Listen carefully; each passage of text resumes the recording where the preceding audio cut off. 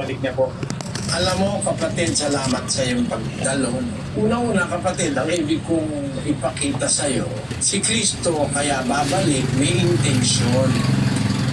Basahin natin ang 14:1 ng Juan hanggang 2. Huwag magdumihanan ang inyong puso. Magsisampalataya kayo sa Diyos. Magsisampalataya naman kayo sa akin. Sa bahay ng aking Ama ay maraming tahanan. Kung di gayon, ay sinabi ko sana sa inyo, sapagkat ako'y paroroon upang ipaghanda ko kayo ng dakong kalalagyan.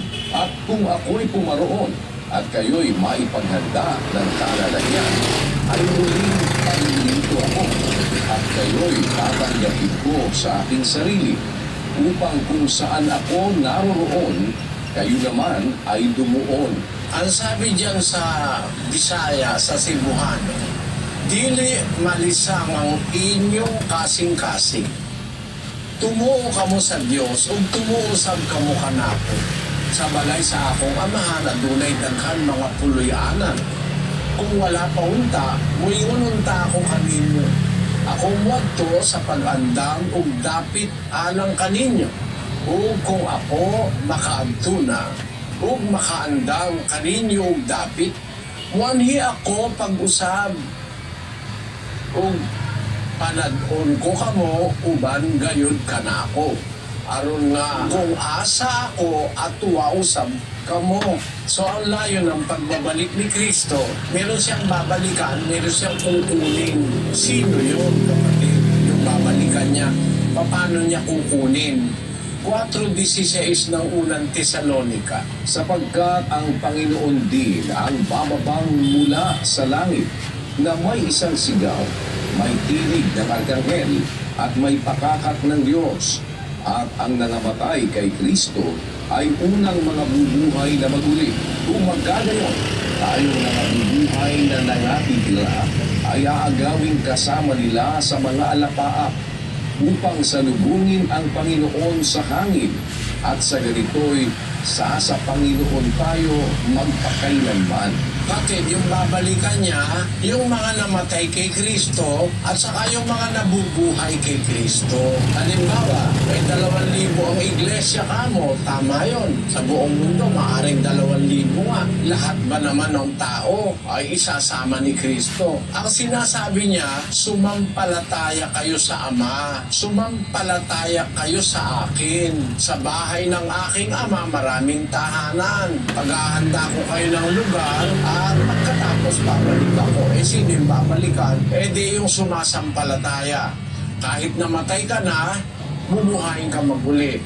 Pag dinatnang kang buhay, sumasampalataya ka, kasama ka kukuhanin pagbabalik ng Panginoong Jesus. Ngayon, ang tanong, lahat ba ng iglesia kasama? Kung ang iglesia sumasampalataya kay Kristo, kasama yun. Kung ang sinasampalatayanan mo Kristong falsifikado, ay mahirap na makasama yon. Kasi maraming mga Kristo sa ating panahon, kapatid. Iba-ibang Kristo. May Kristong tao. Ano sabi ni San Pablo sa 2 Korinto 11 at versikulo 4? Sapagkat kung yaong paririto ay mangaral ng ibang Jesus na hindi namin ipinangaral, o kung kayo'y nagsisitanggap ng ibang espiritu na hindi ninyo tinanggap, o ibang ebanghelyo na hindi ninyo tinanggap, ay mabuting pagtiisan ninyo. Mga ngaral, ibang Jesus, ibang Kristo, ibang Espiritu, ibang Ebanghelyo. Sabi ni Pablo, pagtiisan na lang ninyo. Ano ibig sabihin ng pagtiisan? 1:8 ng Galacia. Tatapwat kahimat kami o isang anghel na mula sa langit ang mangaral sa inyo ng anumang ebanghelyo na iba sa aming ipinangaral sa inyo ay matakwil.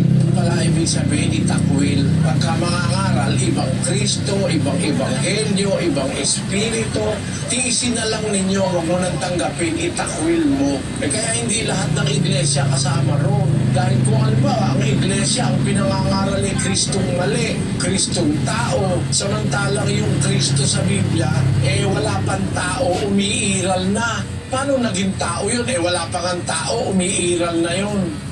Anak na siya ng Diyos, wala pang tao nun. 17:24 ng Juan. Ama, yaong mga ibinigay mo sa akin ay ibig ko kung saan ako naroroon, sila naman ay dumuong kasama ko upang makita nila ang kaluwalhatian ko na ibinigay mo sa akin sapagkat ako'y iyong inibig bago natatag ang sanglibutan. Ay, niibig mo ako bago natatag sa libutan. Paano naging tao yan? Ay mas matanda pa sa mundo. Matanda pa sa universo. Ang tao galing sa alabok ng lupa. Yung Kristo sa Biblia, hindi tao yon kasi wala pang lupa. Kasama na ng Ama yon. 17:5 ng Juan. At ngayon, Ama, luwalhatiin mo ako sa iyo rin ng kaluwalhatiang aking tinamo sa iyo bago ang sanglibutan ay naging gayon. Nauna pa siya sa sanlibutan, paano naging tao yan? Basahin nga natin sa Bisaya. Huwag karon na mahal, himaya akong banggayod kanimo sa himaya, nga akong gibatunan, uban kanimo, sa wala pa ang kalibutan. Paano naging tao yan? Wala pa nga ang kalibutan meron pananampalataya ang mali Kaya ang sabi sa 3 Gs ng Tito, Ang taong may maling pananampalataya, pagkatapos ng una at ikalawang pagsaway ay itakwil mo.